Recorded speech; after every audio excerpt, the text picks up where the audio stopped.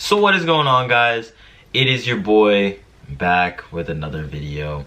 I have been absent for I think like 2 months, maybe some more time, and I am sorry.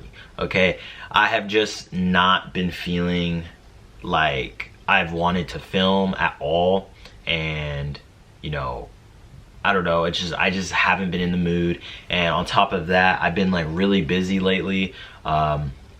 One thing I did was I left my old job, started a new job. Hated it, absolutely hated it.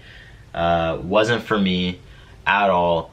And I left and I went back to my old job and decided I'm gonna, you know, maybe switch up my career path on what I want to do with my life. So beforehand, I was, you know, going to school for like physical therapy, but after some events, I don't really know if that's what I want to do anymore. But I do want to do something in the medical field, so I will keep you guys posted, if you guys even care, that about basically what it is that I might do towards the future. But anyways, back to why most of you guys come to this channel. It is about the Lexus. So the Lexus, in the time that I haven't made any videos, has been a pain in my ass. I'm not gonna lie to you. After I fixed the headers, which might have been, I think, possibly the last video that I posted, after I fixed the headers, check engine light still was on. So turns out it was a O2 sensor. So the O2 sensor, one of the O2 sensors just that I put on, just I guess it wasn't any good anymore. So what I did was I went out and I bought all 4 new sensors. So I bought the 4 new sensors, and I replaced them not too long ago. And before I replaced them all, basically what happened was I guess the radiator started to leak. I'm assuming it's from, or I'm pretty sure it was the cap.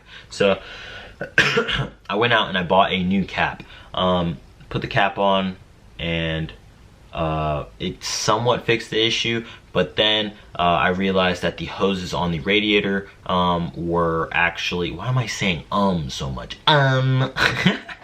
Anyways, but the hoses on the radiator on the top and the bottom were a little loose.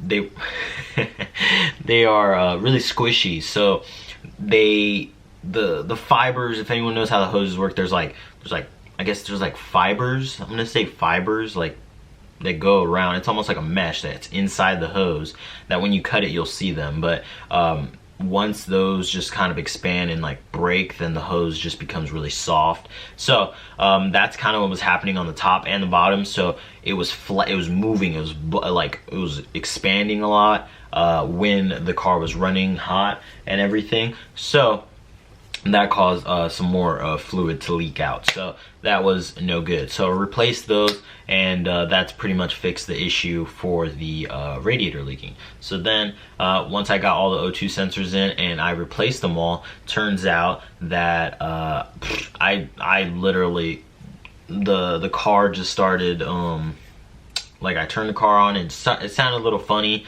and basically again I got the check engine light again, and turns out, okay, again, I went and read the code. It was an O2 sensor,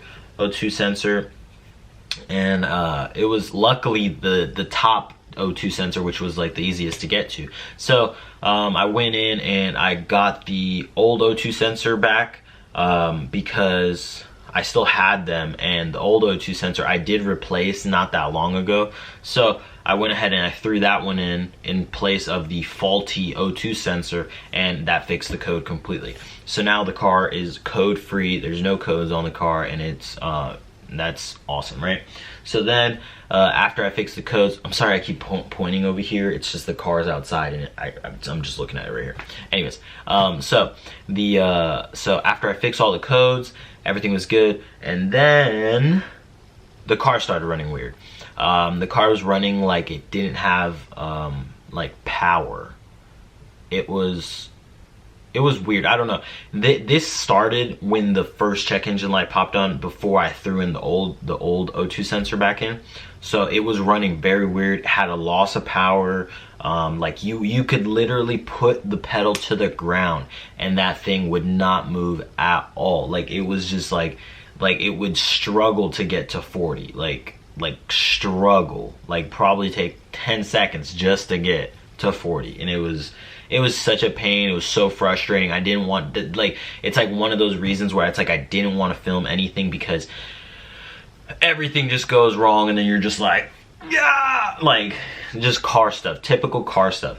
So anyways, after that's all gone, I put the new O2 sensor in and the car's been running great.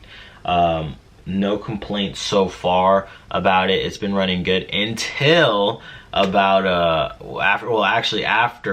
after that happened. Basically the blower motor just stopped working. Like for the fans on the AC and the heat, they just stopped working. No idea why. And then luckily I went onto some IS forums and everything, and people were saying either it could be your blower motor, your blower relay, or the blower computer module or control module, one or the other. I think it's control module, which is the control module is located behind the glove box.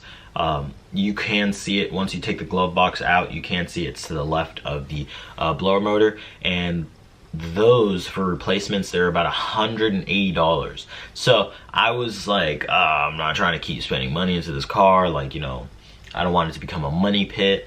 But so what I did was I went on to Facebook Marketplace and I found someone parting out a crashed IS, and luckily I went and picked that up for 20 bucks and I replaced it. Luckily the AC works in this Florida heat, and all this rain was causing all the humidity, so all my windows would fog up and I would not be able to see in the rain, and it was the scariest thing ever. So thank God I got to fix that, and yeah, everything's running good on the car. Hey, knock on wood. But yeah, the car's running great. But to be honest, not gonna lie to you, I'm thinking about getting a different car. So the car has been good to me for the time that I've had it, and I really still like the car, but I'm at this point where it's like, it doesn't get the greatest gas mileage. Obviously everyone knows that, and I have, you know, a full exhaust now, and yeah, so, and I mean, I don't have the lightest foot, you know, but it doesn't get the greatest gas mileage. On top of that, it's a premium gas car, so it's, I drive a lot, so it doesn't really make sense to really have all those extra expenses when I don't need to have them. I do love the car. The car is awesome. It looks great. I get compliments all the time on the car, and it's really just a timeless car. I'm not really sure what I would like to do with it. Possibly keep the car, get another car, or sell that car, let somebody else enjoy it, let somebody else have it as a daily instead of it just sitting in my driveway, and me getting a new car. As for a new car, I'm not exactly sure what I'm gonna get yet. It is gonna be a newer, like way newer turbo car. So just because the new turbo cars, they're pretty much like, I don't want something that's just like super slow, like, oh no, I don't want that. But I don't want something that like just guzzles gas. Like I'm getting currently on the Lexus probably about 17 miles a gallon. I think that's what it gets. I'm probably getting like 16 actually, but 16, 17 miles to the gallon. And the cars I'm looking at currently probably get like 28 miles to the gallon. That'll give you guys like a hint, miles to the gallon. But they are turbo cars and they take regular gas, so that's a win-win. But we shall see in the near future. I just wanted to get you I just wanted to give you guys an update on how the car situation is doing, and I'm gonna be trying to pump out some more videos now that I have a little bit more time, kind of, sort of. But yeah, the car's doing all right, and I think I might do another video today on the car, but you guys will see it at a later date so I can spread them out a little bit. But I think I'm gonna do a video on the car again soon. So we're gonna do a couple things. There's still a couple things I want to get done with the car before I decide to either sell it, trade it, whatever I do. But yeah, thank you guys for watching. Thank you for sticking with me, and I will catch you next time. Peace.